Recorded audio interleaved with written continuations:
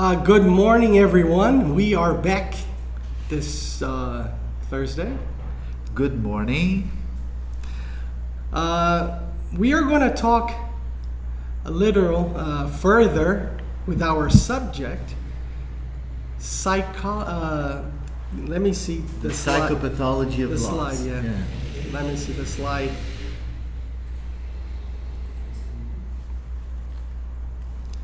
Yeah, that slide, the Pathology of Laws 2. We have, a couple of weeks ago, started to talk about this very important and interesting subject, which is the pathology of laws.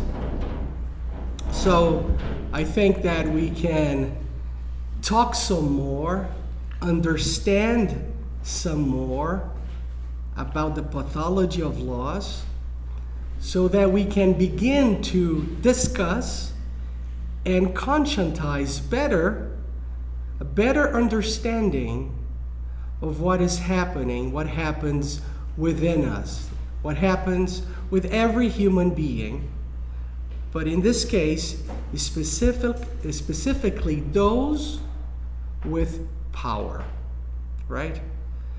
So, because it's important for them to know that today who makes the laws are the people that are in power, and because of this, the laws that we have in our country, in the world, are the laws that protect these people in power, and they are made not for the people in general, but to protect those that are in power, for them to be longer in power and to have more power. And to understand what Pérsio has just mentioned, why we talk about the question of the laws, the pathology of laws, we also have to talk about the pathology of power. They are paralleled. They walk hand in hand. They work together. Pathology of power, of those in power or the powerful people, and the pathology of the laws. And it's important to understand that, the powers, they should be separate. We should have, like in Brazil and in many countries, democratic countries, we have three powers, right? Yes. We have the legislative power, the judiciary power, and executive power. And those are three powers that should be separate. But today, they are not separate because they are united by the economic power that is behind them and controlling them. Yes. So you have the political power under, let's say, the economic power, right? So the economic power has taken over these three branches that Montesquieu very brilliantly brought to the world, to the legal world, the world of the laws, the idea of the three branches. But we were just mentioning the importance of analyzing the question of the pathology of power, so we have to talk about a book. So I want to show you this book written by Norberto Keppe. It's called The Liberation of the People, The Pathology of Power. And we are going to analyze some things written in this book to try to understand what happens with the pathology of the laws. So those who are interested to understand, this is one very important book that it's actually very recent, right, Pérsio? This book was written in 1985 and published in 86, I'm sorry. And it seems like it was written for things that are happening right now. It's very up to date. And this is, I was living in the United States when Dr. Keppe, we were living in the United States when Dr. Keppe wrote this book. And this something that it's very important that I think it's that everybody should know is that we are all the time criticizing the political power. Why? Because the political power is open. We vote for them. They're there. And we know their names. We know what they are doing because it's it's open for us. But the problem is that the political power is up front, but behind the political power there is the economic power. Yes. That we just talked about. And so he said the most dangerous one is the economic. Why? Because the economic power, we don't know. We don't know who they are. We don't know what they are doing. They are undercovered. Yes. And they are in the backstage, right? They are pulling the strings. They are like hiding, and we don't know who they are. And let's go on to the next slide. And let's read this. Do you want to read, Pérsio? Sure. Please. Most laws are dishonest because of the inversion, creating an intolerable situation for the human being. The fact that a law is imposed is a sign that it is not totally in accordance with the natural structure of man. Okay, so here, this is not the book Liberation of the People. This is another book called The Slavery and Freedom that Dr. Keppe wrote. But let's try to understand this quotation from Dr. Keppe, that most laws are dishonest. When you think of this, most laws are dishonest. We have maybe 3 million laws in Brazil.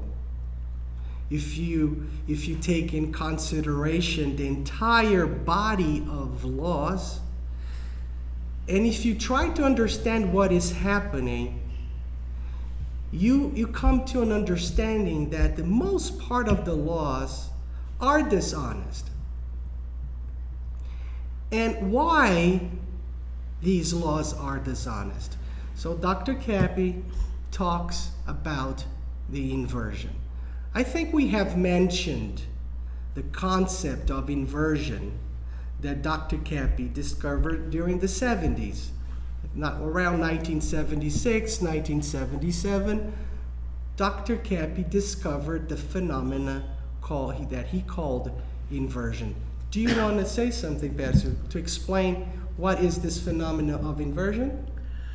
Yeah, well, Dr. Keppe, it's interesting when he explains how he discovered the question of inversion.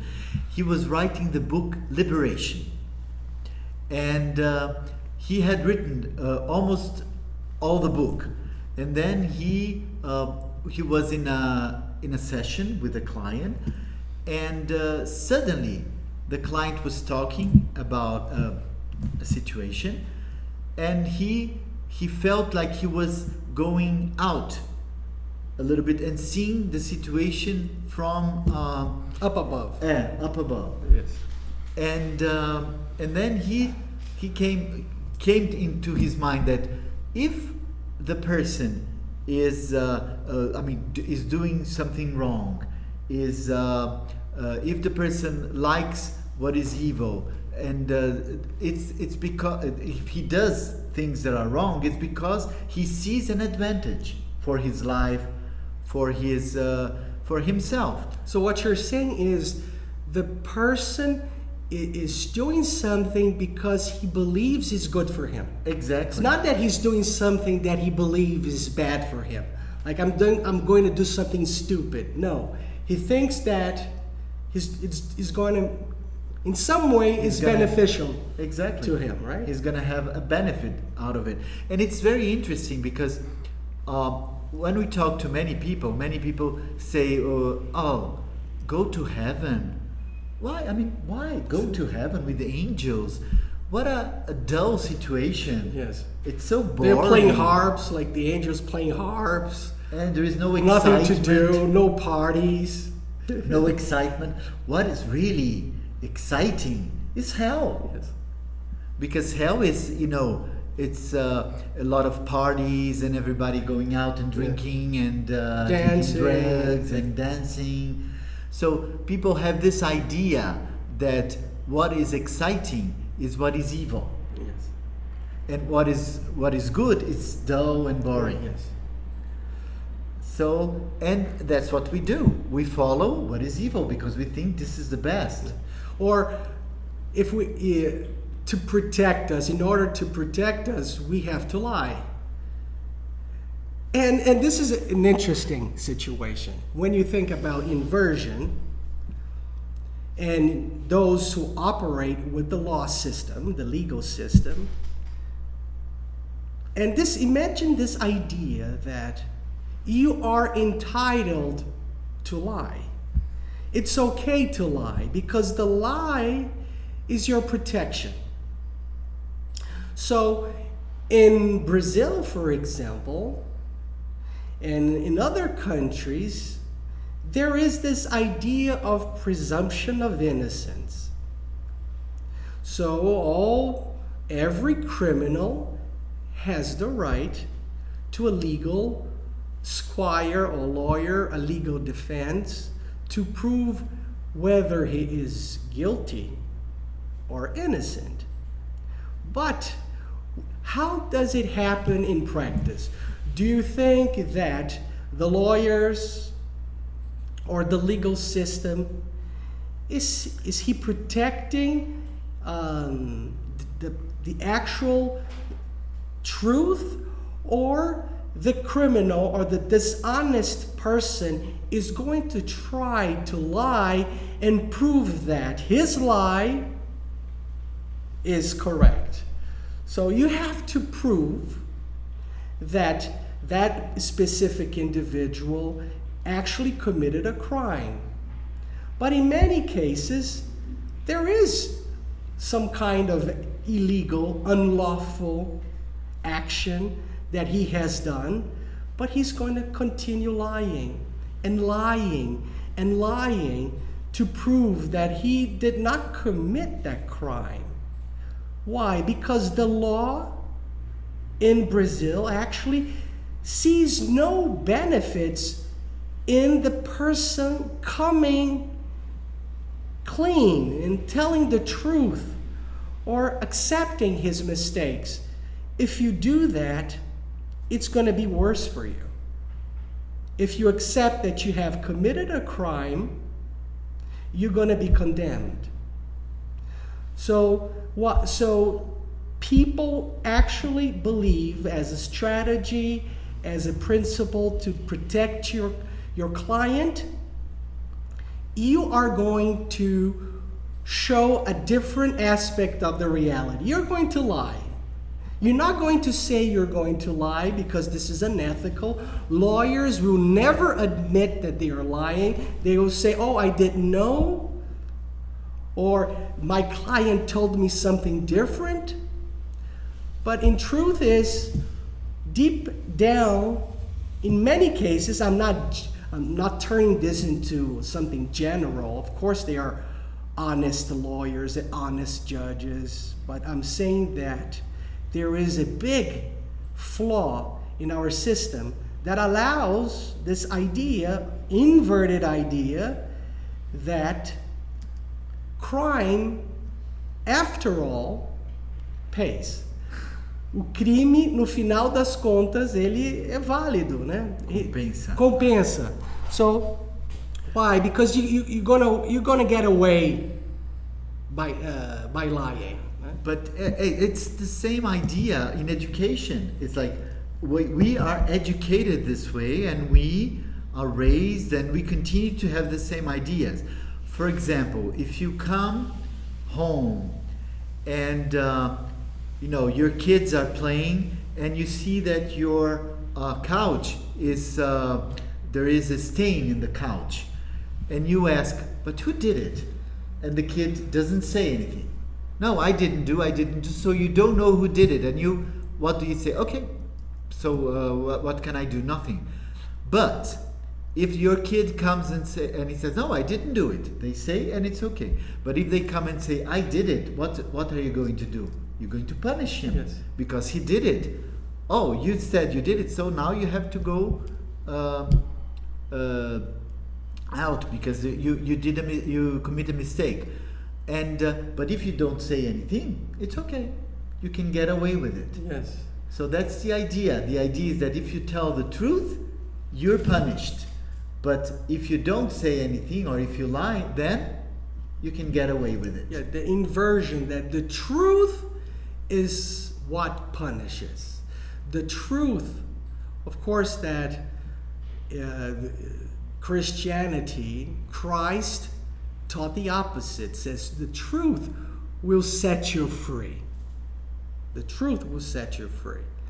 But in reality, this is not what happens. Like we have given two examples, one in education and one in the system of laws. I'm not saying that if you tell the truth, that the criminal is going to be set free. That's not the idea. The idea is the truth is what is supposed to come at light. We should know what is happening, and this should be protected, and this should not be punished. This should be praised. In some way, the human being must have faith that the truth is the best way possible. It's interesting. They're saying yes, but we have a system that the law doesn't work.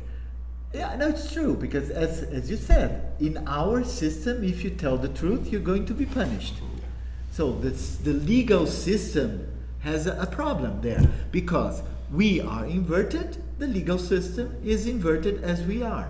So, but I'm thinking, Pérsio, we must distinguish two things, right? The behavior, the conduct of the human being, and the consciousness of this wrongdoing, of this evil conduct. So the society understands that the behavior, that the conduct of the person must be controlled, must be contained.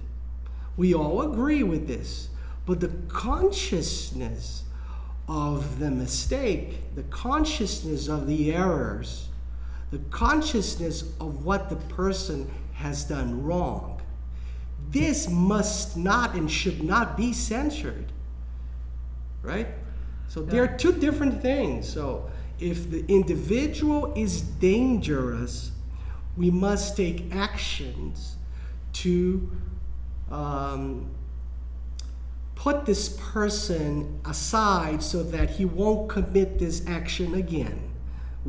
But the consciousness itself should be protected.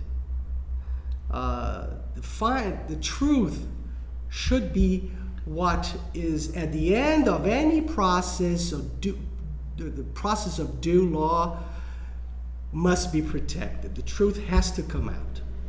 Yeah, and it's but anyway, because we separate the legal system from the psychological system, so to speak. But the thing is that if you committed a crime, no matter what, if you made a mistake, you feel guilty, and you have to feel guilty about it, because if you want to recover your consciousness, your mind, your state of mind, you have to admit your mistake. So the question is not if you feel guilty or not, because we all feel guilty, is accepting this feeling, the guilt. And when we accept the guilt, then we are free. Then we are free. If we don't accept the guilt, we are slaves. We are slaves to the guilt. or of the guilt, to the guilt, right? We are slaves to the guilt. But what people think is just the opposites. We will be slaves of the truth. Yeah, that's the inversion. The truth again. will enslave us, right? Exactly. And the lie will protect us. Somebody asked to put back the book, the Liberation of the People. And the first one is here. Yeah. It was like, No idea. So this is what the book's there. Oh, okay. You're saying. No, it's, so the people are asking, what is the book that we've mentioned the beginning? It's called The Liberation of the People. Okay, so let's move on to our next slide here. Yeah. Okay. I'm going to read from the Interior Man, page 118. The human being only believes that he is opposed to the Creator when he assumes a direct attitude against him, and never wants to notice that every wrong conduct is already against him. I can include here the whole social organization, whose laws are made against the good of the people, which is why humankind has entered a very dangerous period of total perishing. This is also very powerful. To try to understand what Dr. Keppe states in this book. Again, the name of the book is The Interior Man. It's on page 118. So what Dr. Keppe is saying here is that we think that we are only acting against God, against the Creator, if we are doing something specifically against Him, against God. Direct action against God.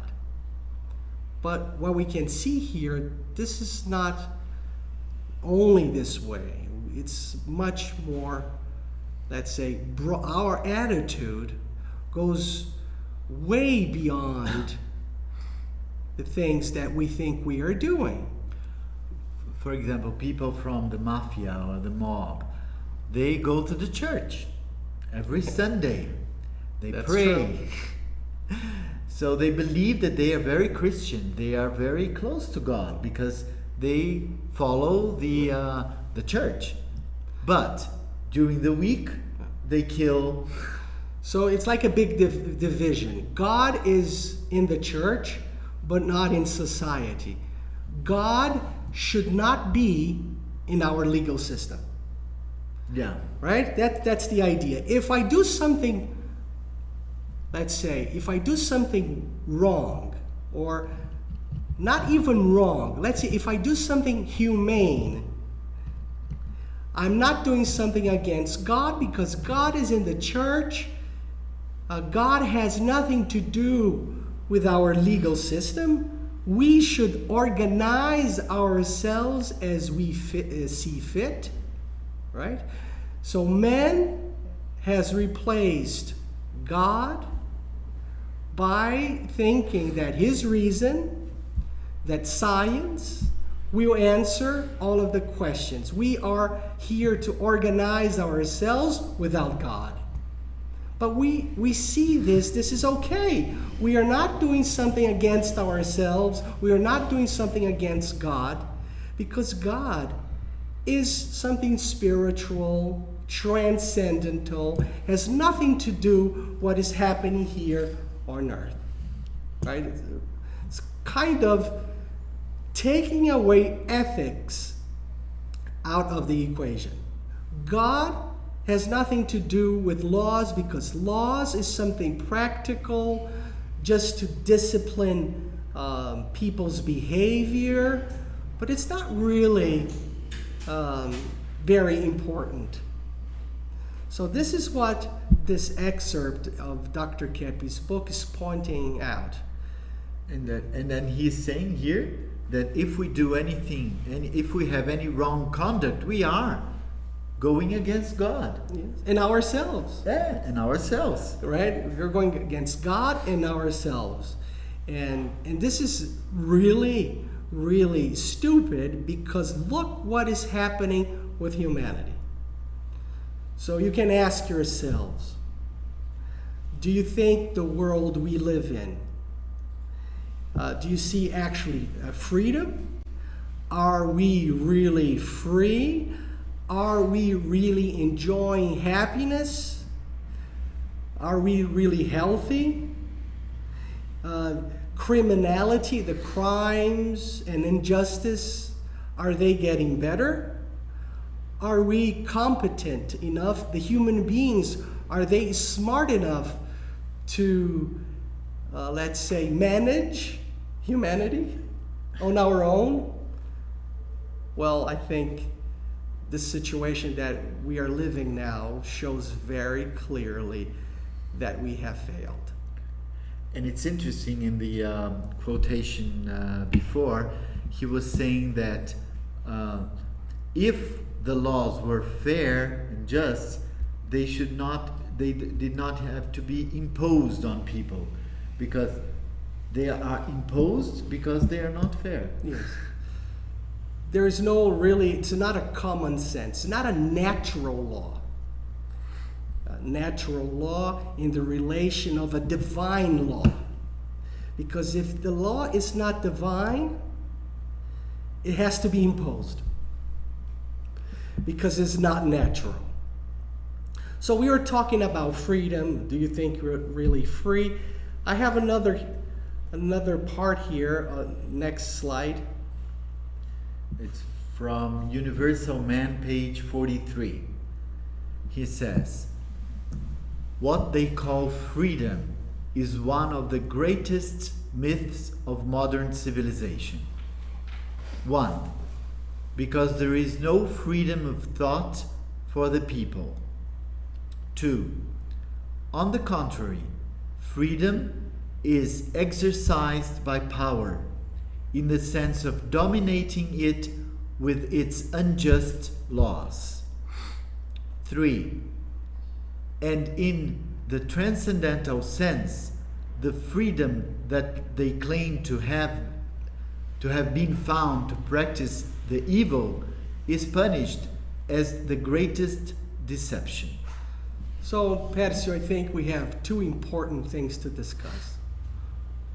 Freedom. So what they're saying, that the powerful people, they want freedom, but to the people, they want to control them. But freedom to do what, actually? Because all of these laws are not there to protect freedom. They are there to protect specific interests. Interests to, maybe, in my opinion, in my humble opinion, there are so many laws not to protect freedom, but actually to protect the wrongdoing, to legalize, to make it okay doing wrong things. Because the law states that. So if the law states that, it's okay. It's kind of a cover-up. It's trying to legalize the wrongdoing. So you're free to do what's wrong, but the laws are there to make sure that what you're doing is correct. Right? So you're not following an ethical, you're not following your consciousness. You're following the law because the law is the law.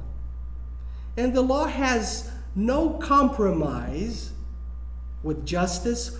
Law has no compromise with God, or being fair, or being just, or being good. Law only thinks about something, let's say, objectively speaking, to control and discipline people's behaviors.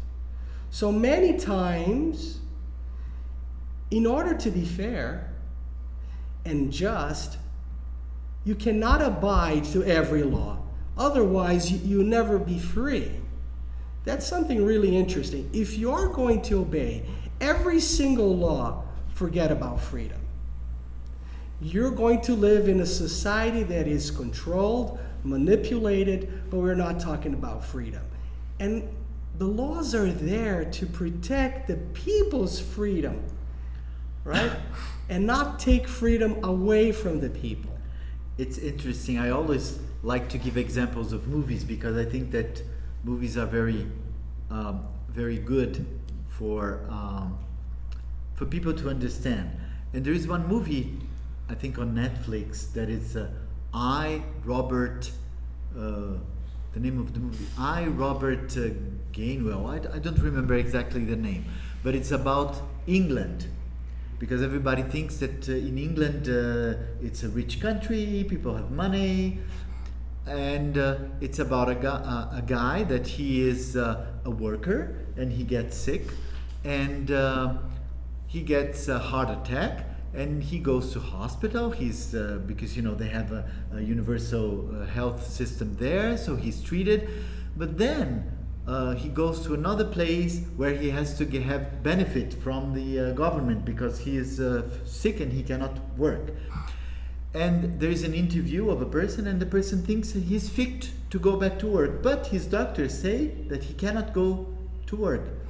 And so it's a law. It's what. So because he was interviewed, and the women that interviewed him thought that he was fit to work, and the health system says that he cannot go back to work.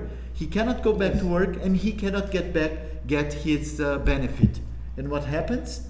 He gets completely poor, goes to the street. He cannot get back to work because they don't allow, and they are not paying the benefit that he's entitled to because he has worked all his life, paid all the taxes, and done everything that he was supposed to. I think if we're going to take examples and be very specific, we can stay here for weeks giving you examples of how the laws are designed in a way that people lose their freedom to work, their freedom of action, to do what they want to do in a good way.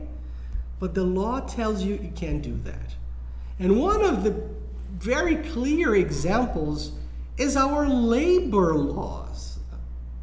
I mean, how incredible. We are in the 21st century, and the government is telling people how they should behave, how they should work with one another, the way they should work with one another. Now, not allowing them total freedom to come to an understanding. Of course, you need the basics. You need the main structure of laws to organize labor. Of course, cannot be total chaos. But the way it is happening here in Brazil for many years, decades, it has to change. People should come to an understanding. You should provide them with the main clause, the main ideas to work on, but you should allow the people to decide for themselves what is best. This is what I think. This is freedom. And then the laws should seek to avoid the extremes, exactly. Not tell them you should work this way, this number of hours from this. I mean, it's so controlling. You have no freedom. And this is why Brazil has also so much difficulty in industrializing itself. And it's interesting because they say, oh, you should work maximum of 8 hours, 40 hours a week, or 45 hours a week. Doesn't matter. But then people have 2 jobs, 3 jobs. Yes. So they work, 8 hours this job, and then another 8 hours on the other job. So, I mean, why? Because he needs money and he wants to work more. So this is, but it is to exploit someone if he wants to work more than 8 hours in one job, but it's not if he's working 8 hours in 2 jobs. So it's like, it's ridiculous. We say in Portuguese, é só para inglês ver, né? It's just a cover-up because we know that, okay, we think we must work, we have to do something. So forget these laws, because if you are going to do everything by the book, nothing will actually happen. Because these laws are not there to protect the people or have these people to move them towards prosperity. I mean, if you are thinking that you're going to abide every single law, you say, I won't be able to do it. It's impossible. Because there are so many regulations that you go crazy.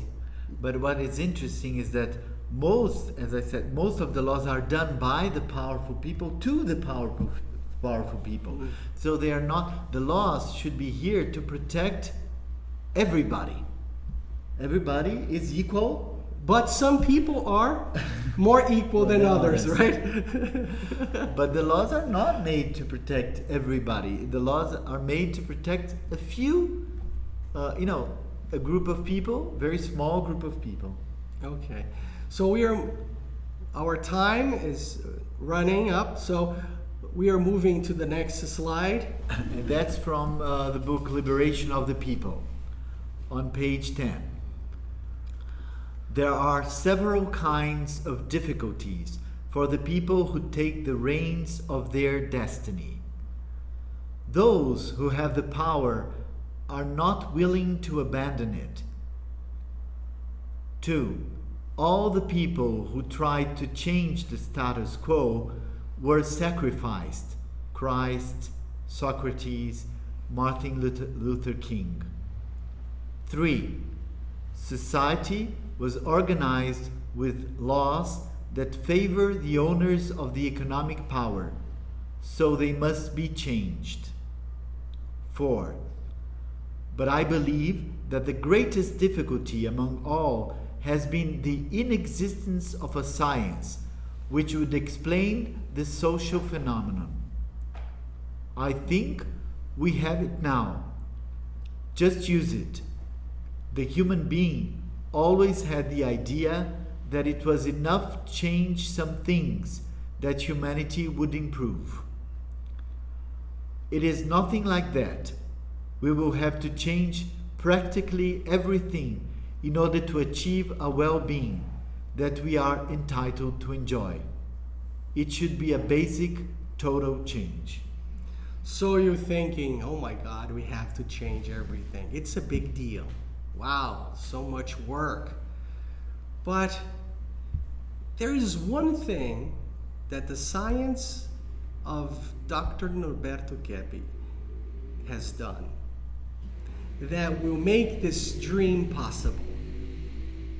And we have spoken about this earlier, and this is the idea, is to conscientize the inversion.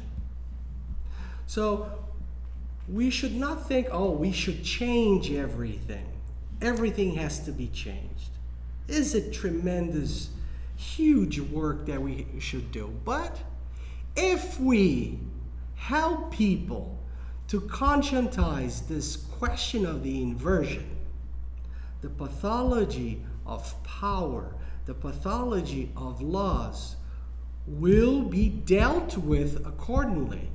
And we will find a way to change the system, to change society, to change our laws, if we understand what Dr. Keppe is bringing, this knowledge, this wisdom, this science to the world, and this great discovery that is the inversion that has been actually covered up.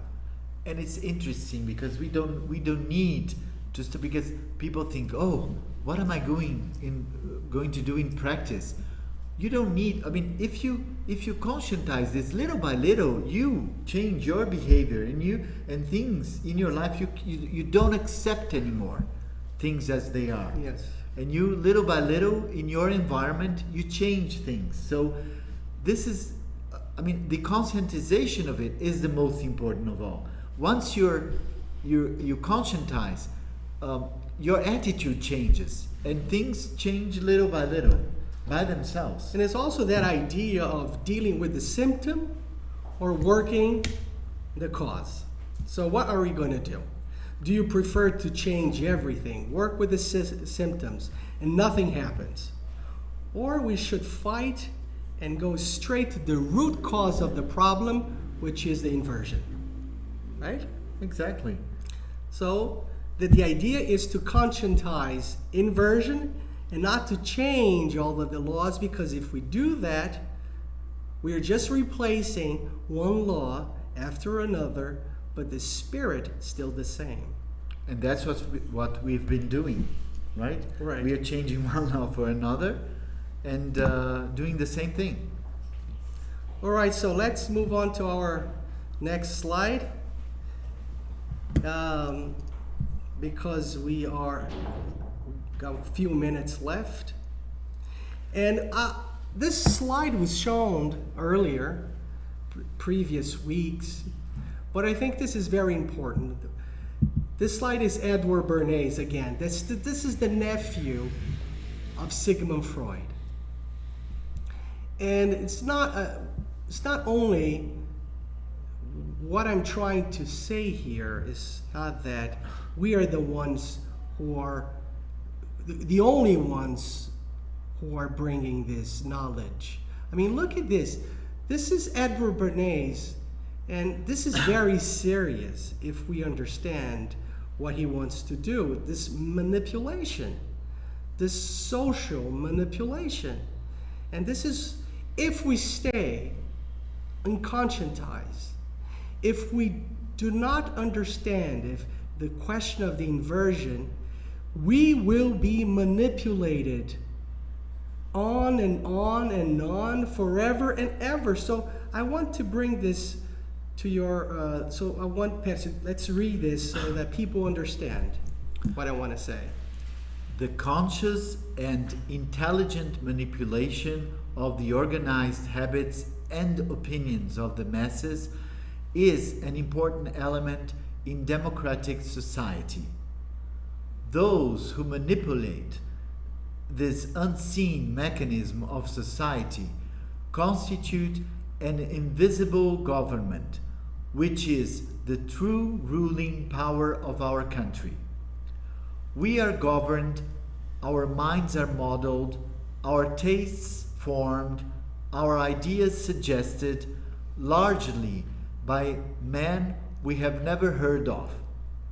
This is a logical result of the way in which our democratic society is organized.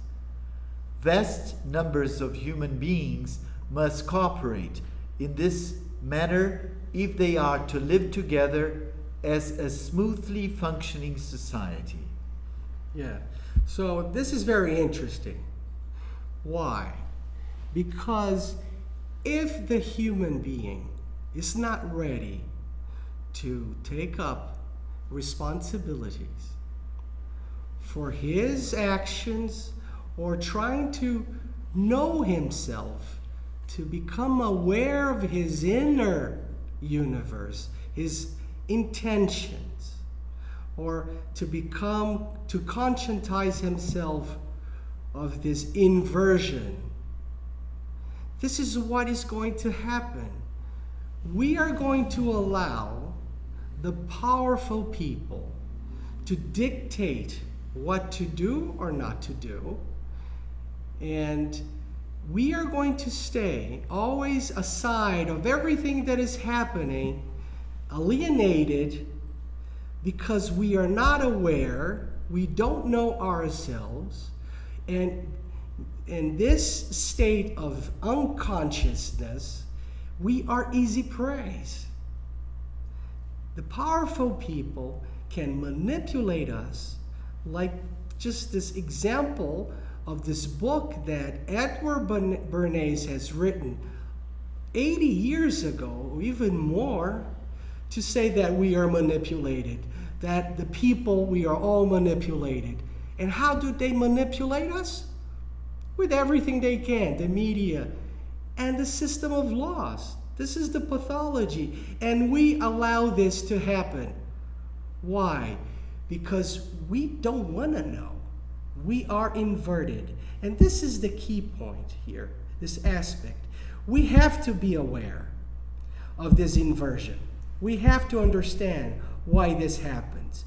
Because this is the best tool to start to tell these people, the powerful people, these people in the backstage, like Ed Bernays is talking about, people that we don't know of, to tell them, stop.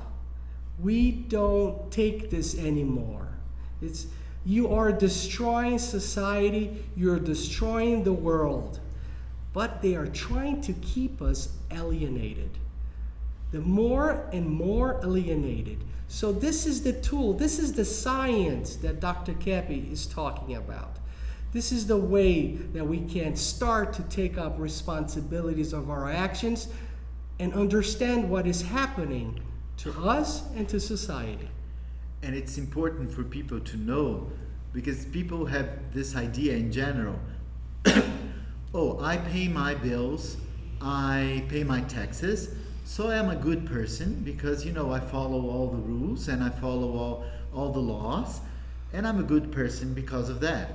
And not that in many cases, if you follow the law, if you pay everything as you should, you are being against yourself. You're being against God, because what you're doing is wrong. So we have to start to think if what we do is right or wrong, and not because the law tells us to do that, but because we know it's good or we know it's not good. And you're talking about this, I'm remembering the father of the civil disobedience. Thoreau. Yes. Henry Thoreau. He was a thinker, and he had this idea that in a way we should not answer to unfair laws, right? We should not be submitted to unfair laws. At the time, he was very specific about, for example, slavery and the government going to war, killing people. So he was just giving examples. Now we can give thousands of examples of what is happening today, but the civil disobedience is this idea. Are you going to obey a law, or are you going to obey your consciousness or something that you know is right? And it's interesting, in the United States during the Vietnam War, there were lots of people that they escaped. They didn't want to go to war because they didn't think that the war was fair, that they didn't want to go to another country and fight with people in another country. They didn't think it was necessary and it was fair. But then it's treason. Exactly, and then you go to prison. Yes. Because you don't. So either you go You don't to want to war kill. and get killed or kill other people, or you go to prison. So, and there is a law that protects this idea. Right. They have to kill because this is your job. You're there to kill people. So there is the United States is a big problem because those of you, I don't know how many of you have been to the United States, but there is this question of the people who go to these wars and they go back to the United States, and they are literally, all of these soldiers are mentally destroyed, physically, but mainly mentally. So they are people come from not only Vietnam, but many other wars. So for every 3 Americans, one of them is actually involved with a mental sickness or due to these problems of waging war, of going to war, or protecting American interests, right? So it's a very interesting aspect, the law protecting the economic interest. exactly. Right? And it's interesting, Margaret is saying here, but if you don't obey the law, we are punished. It's true, But the civil disobedience is a movement. It's not for you to do it alone. It's not for you. Yeah. I don't pay the taxes because I don't think they are fair. No, it's a movement.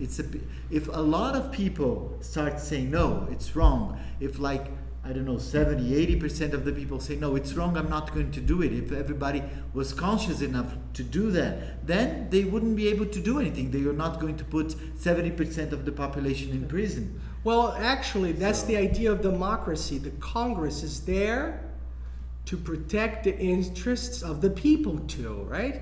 The Constitution, the government, but mainly the people's interest. So if many come, they are telling, for example, Congress, okay, we are not going to abide to this specific law because it's unfair. It's against the people. It's against us. We want you to change, right? They have to change. If this law is unfair, if this law is not correct, if it goes against the people, the happiness of the people, the health of the people, or the chance of those who want to work but they can't, they have to change. Because this is the way society functions. The government is there to protect the people in the interest of the people and not their own interests. So what's best for people? So that's the idea of the civil disobedience. Are you going to be obedient to what, right? Because laws, they change. But your conscience, no. You can hide, you can try to do whatever you want to do, but your conscience will follow you. And if you don't listen, you're going to eventually fall sick, somatize, be unhappy. Maybe, just to give an idea, that book of Dostoevsky, Crime and Punishment. Crime and Punishment. This is what happens. So I think that for today, our time is, we ran out of time. The time is up, right? So I'd like to thank you so much for being with us. Thank you. And see you in another chance. Bye. Thank you so much. Bye-bye.